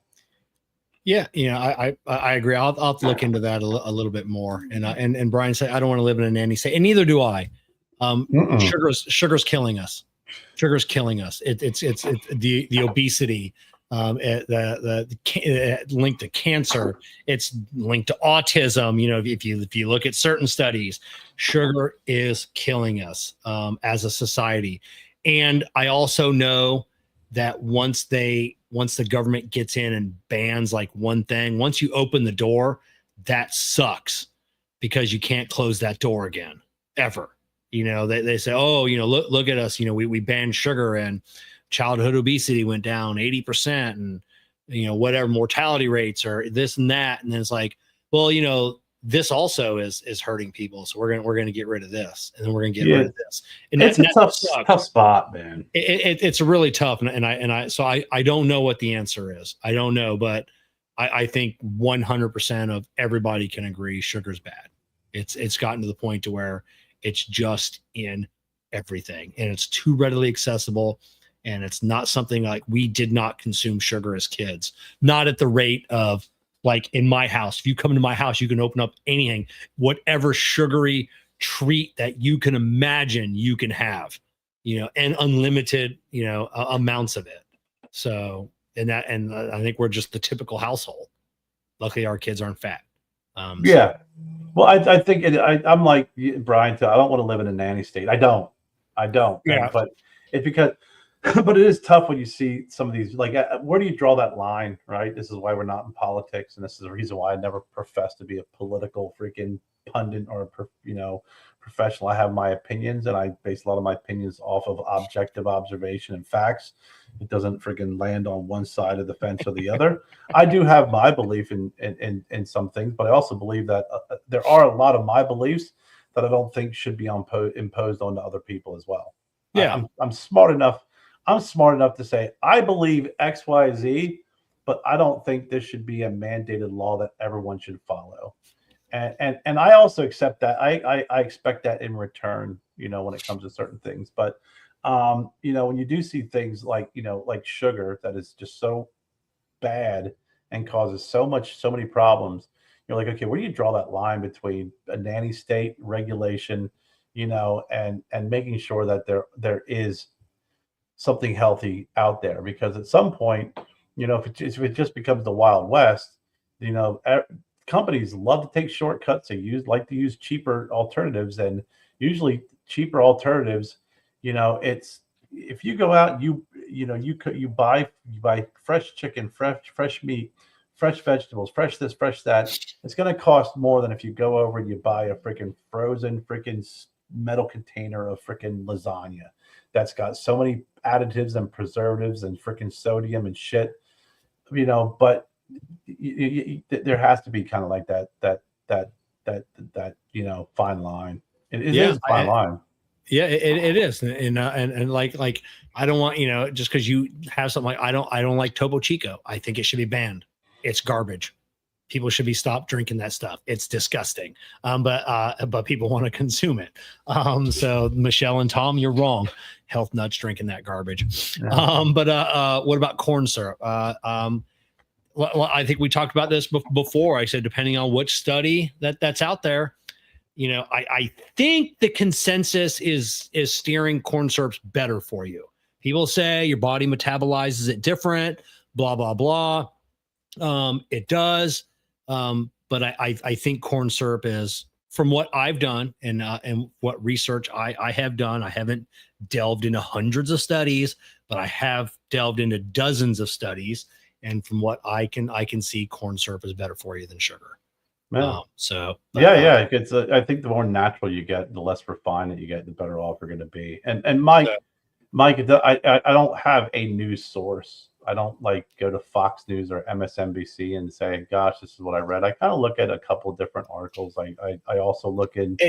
And I don't want to interrupt you, Kerr, you're in like the medical industry. Like, so but you do have your finger on the pulse of what's happening. So, I wouldn't say that. I mean, I've been in the medical industry long enough to kind of, sort through and look at the information and the data and to draw an objective, conclusion on something like this, because, I'm not going to be one to say, hell no, this is wrong. Listen, if insurance companies are fucked up, they just are, and some insurance companies will freaking make a decision to not cover something for whatever reasons why, and they'll freaking rely, especially if it saves them money.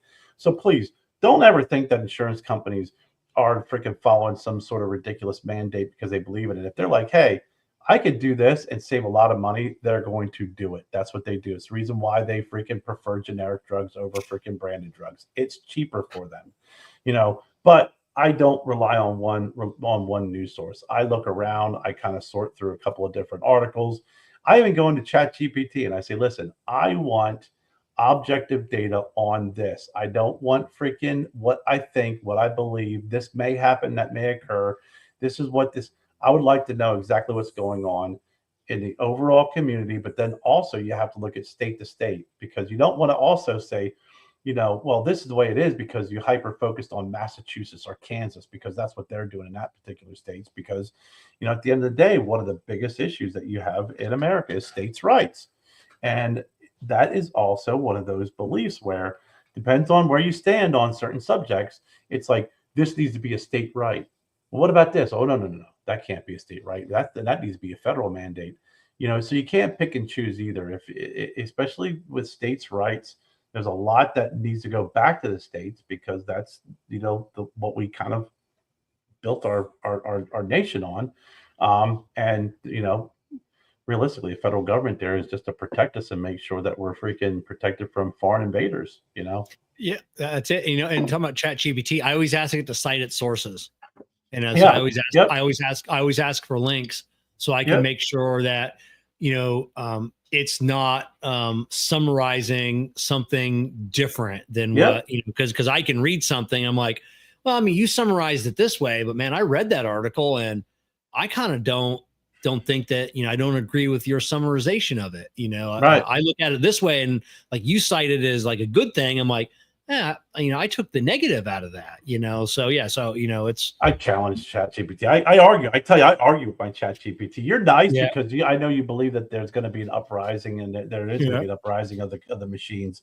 But, I'll be that guy who gets killed first by the Terminator because I argue and I yell at my ChatGPT. I'm like, you're not consistent when they're not consistent. Or, hey, look, you said, cite where you're getting this information from because this seems like it's a little slanted in a liberal way. It looks like it's slanted a little bit in a conservative way. I don't want a slanted viewpoint. I want an objective viewpoint. And then you cite your sources. And then once I look at those sources, I'll be able to say, okay, you pulled from a number of sources and it makes sense.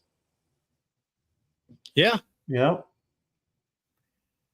Yeah, immunizations are at the national level because they have to be effective. Some are at the national level, some are at the states level. Florida, we're going through a thing right now to where some of the immunizations that really don't have to get into certain levels of school, you have to show your immunizations, and some of them are like bullshit ones. I can't name them all offhand. They want to get rid of the mandate for some. It's like, hey, you really don't need these, at certain levels. So, and that's the big one in the news right now. Hep B, should we be giving it to babies? My daughter was on the fence that I think they're not going to give it. I think that's the one that they're not going to do. I know if a baby gets Hep B, it's bad, like really bad. And you have lifelong consequences of that. But, everything's a gamble. It's like, is your baby going to be around somebody that has hepatitis B? It's like, so my daughter's pretty protective about who the baby's around. So I think they're going to skip that one. And then they're going to space out the rest of them to be, so you're not just jabbing them with, what is it, 67 or whatever it is, in the first couple of months of their life. Yeah, it's a lot, but you know what? You were saying being in the medical community, Jennifer has been in the medical field, her whole career as well, and we are advocates of medicine. I mean, the cutting edge. I think there's just so much great things out there that are on the cutting edge, and what's being researched and looked into for to cure childhood diseases. Some of the most Alzheimer's, Parkinson's, congestive heart failure, just so much out there. The different cancers, the different studies, the tremendous amount of it's no longer just radiation and chemotherapy anymore. There's just so much out there that's so pinpoint specific to the freaking cancer that you have, to the genomic testing, whether you have mutations or not. So much out there that's just so incredibly awesome, and it's on a cutting edge that you should be excited about it. And these are things that should, when they're proven to be effective, will go to market, should go to market. And there's always going to be a side effect. There's always going to be a risk. I shake my fist sometimes at the ambulance chasers that are so quick to want to, chase down these different drug makers because there's a side effect to medications. There's side effects to freaking health, the natural stuff. If you take it, there's some medicinal effects to healthy stuff. There's always going to be side effects as well. So there's a lot of stuff to be excited about. So I'm not anti-vax. I'm not anti-medicine. I'm the opposite of those folks. But I also think that we need to be, smart about what we're doing and ask questions. And I think if you're not doing that, you're not doing yourself any justice. You're not doing your family justice. And if you're someone in power, or has some influence, then you're not doing the citizens, justice. You just aren't, Yeah. And it shouldn't be a politicized role. And unfortunately, everyone wants to shake their fist and shake their fingers at a certain administration because they think everything's politicized. Oh, seriously, dude, seriously, you can't sit there with a straight face and tell me that every single politician with their faces on in the news, every single person who's got a political agenda, everyone who wants to push this agenda, that agenda, everyone has a political agenda. They do. So stop acting like it's one side, not the other. Wake up, quit being sheep, and start freaking thinking for yourself and thinking about your community and thinking about your people who are around you and the people that you love, your friends, your family, your neighbors. Start thinking in that fashion, act locally, because you're too caught up in all the other nonsense, man. You talk about the ambulance chasers. Now you're starting to see it on all the GLP-1 medications, and it's like now that 30% of the American population is on that, they came out thinking, oh, we've been using these for 25 years. There really are no side effects. Yeah. Cause we didn't know, 0.5% of the population was using it. Now that 30% of the population is on some kind of, weight loss jab, now all of this other stuff is creeping up and like, yeah, what you think was going to happen? It's like this, these medications weren't, that was a side effect of, of getting that into, originally it was a diabetes medicine. Am I correct? Yeah. I remember when I was actually, years ago, I worked for a company and we were selling a weight loss drug. It was a non-stimulant weight loss drug. And it actually made you feel satiated is what it did. It worked on your receptor sites in your brain and made you feel satiated. And back then was when these diabetes drugs are like, it was like Viagra. Viagra was a blood pressure medication. It was a blood pressure. It's like, hey, you know what the side effect is? So you start looking at they start getting everybody, hey, we need all these drugs back. This study's over. And they're like, why isn't anybody sending these back? Yeah. And then they come to find out, like, oh, hey, how many drugs are out there that their indication was basically a side effect during the initial clinical trials? And you also got to take a step back and look at long-term use of these medications. It's not properly studied because they have a certain window to study these medications, and then they are approved by the FDA, and then they are released to the public. So you have to meet certain criteria. But there isn't anything to say, hey, what if you're on this drug for freaking 5 years, 10 years, 15 years, 20 years, 30 years, or whatever the case may be? Yeah, there's going to be some potential side effects, or there's going to be some long-term effects. I mean, there's a lot of folks who believe that one of the drugs that are used for type 2 diabetes, metformin, which actually increases insulin production out of your pancreas, actually leads to beta cell burnout and actually leads and quickens your pancreas to stop producing insulin. Therefore, you need to be a type 2 diabetic who's on an insulin sensitizer and insulin as well. And there's a lot of folks who believe that it's just that's the byproduct of using that medication. So yeah, I mean, there's a lot of stuff we know, and there's a lot of stuff we don't know, but I think that there is a valiant effort by a lot of companies out there that are working really hard to try and find cures and treatments for so many different diseases. And it's amazing what progress and what technology has done in that area. I'm impressed. Jen was in the news. You saw Jen was in the news. Yeah, Jen was in the news. Jen was local news. I mean, they were talking about this scan that they do in order to be able to read the plaque in the brain of Parkinson's patients, where before you had to wait until the person actually passed away to study their brain. It's crazy technology that's out there. It's beautiful. It's a beautiful thing. No worries at all, Mike. I need to get into the dentist. I got I need a crown and a filling done. Fucking miserable. I haven't seen Republicans grow a spine for the American people. I can say that honestly. I can say the same thing for Democrats. You know, when but was the last time you seen a politician with a spine, Mike? Come on. yeah, a politician. Period. You know, you look at the whole debate on whether they should be able to trade stocks. That's one thing that they've both agreed on. Democrats and Republicans want to keep doing it.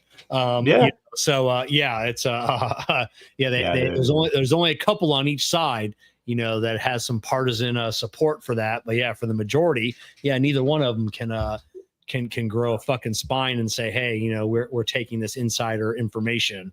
Yeah, there's a reason why the old saying is that policy is downstream from society. You know, because politicians will formulate their opinion on things based off of what they see out there, and realistically, they're working for their people, and they should, in many cases. But you also have to have some core beliefs when you enter the political arena. Now, since everything is so immediate, it's no longer downstream; it's across shore. It's right next door to each other, and you see some of these folks, even with all the videos and the ability to freaking say, "Hey, you didn't say that before. You said this or you believe that." The people flip flop and they change their mind. So, you know, I don't think that there is, you know, there's not many politicians with spines in general. And honestly, Mike, it doesn't matter if you and I respect no matter what side of the fence you're on. If you have a belief, you stick to it, and you have a rational reason why you feel that way. Even if I 100% disagree with you, if you have a spine, you are rooted in some sort of belief system, and you are educating yourself not only what you believe, but you're also educating yourself on what the opposite side believes. You bring a lot of credibility to the table, even if I disagree with you. Yeah, and I think it lacks that so much. It was Alzheimer's drug. I'm sorry, not Parkinson's. Jennifer Creighton's Alzheimer's. I'm sorry, Jennifer. I was so enamored with how beautiful you looked on TV. I didn't hear a word that you said when I was watching you do your interview. It was just it's Alzheimer's. It's a gray area in Alzheimer's. So I apologize, Jennifer. I was just talking to Jessica. We were watching someone had crashed through a local business. You know, it happens here in Florida a lot. Old people hit the gas instead of the brake, and they're interviewing someone, you know, on TV. And that, you know, I'm like, I never get interviewed for anything because I'm like, Lord Jesus, it was a fire, you know? So it's like they're never going to interview me. Like, that's the first thing I'm going to say, even if there wasn't a fire. Lord Jesus, there was a fire. You know, so, oh my God. That's great. But so you know, even Republicans love Bernie. We love Bernie more now than we ever have because he's agreeing with some of the shit we're saying. you know what? I've always respected Bernie because Bernie was Bernie, right? It was like, listen, never wavered. Never wavered. However, you start digging a little bit deeper into Bernie, you're like, yeah, Bernie's not, you know, he's well-to-do. You know, he's taking money from pharma companies. It's true. Like, so you start digging a little bit deeper. Even the guy like Bernie, who I'm like, maybe 90% of Bernie is genuinely Bernie. There's still that 10% that's like, you're still a little dirty. You know, it was I do. I mean, I like Bernie. I like a lot of the stuff that he's come out with in the last couple of years. He's making more sense than ever. I am agreeing on him a lot, but I also do love when he got busted because he wanted the $15 an hour national minimum wage, and on his first or second campaign, he was only paying his people like $9 an hour or something. He wasn't even paying them the minimum wage that he wanted in the country.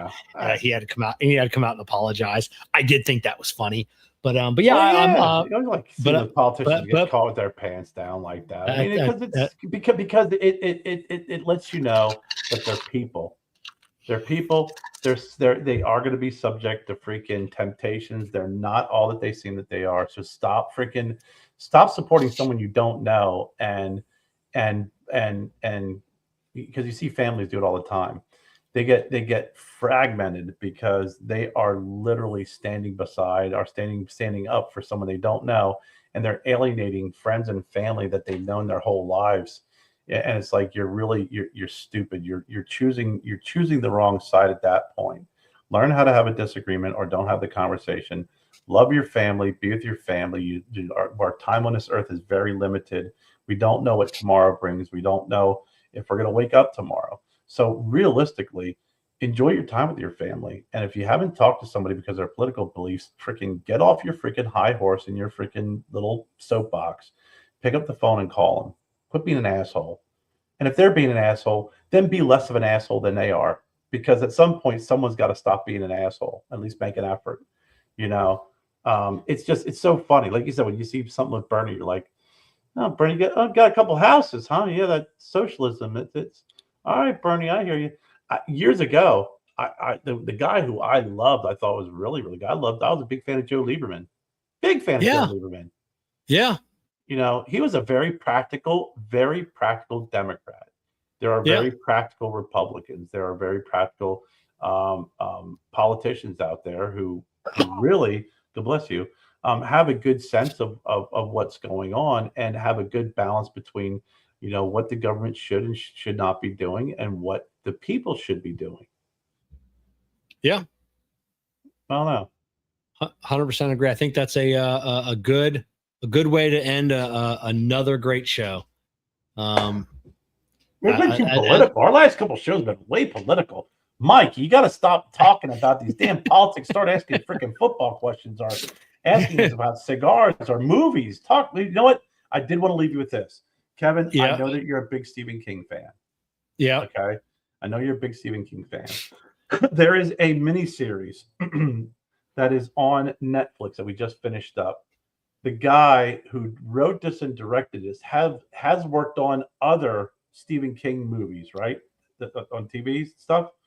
And he actually has a one right now that's based off of a novella called The Life of Chuck that we're going to watch, right? He directed that. Yeah. It's a novella from Stephen King, right? Yeah. But this miniseries that's on Netflix is called Midnight Mass. And you can tell that this movie is heavily influenced by Stephen King. It's fantastic. Okay. You got to watch it. You're a Stephen King fan. It's a miniseries or a TV show? It's a TV miniseries. So there's 8 episodes, right? And it's only 8 and done.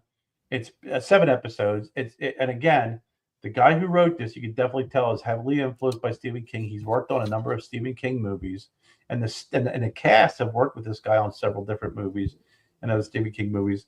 It's fantastic. It really has a lot of twists and turns in it. But God Almighty, just fantastic movie in general. I think a fantastic miniseries. I think you'll love it. I think it's got a lot of Stephen King in it without it being Stephen King. All right, well, check it out. We just finished up Wednesday, so we're looking for something else. No, it's Monday.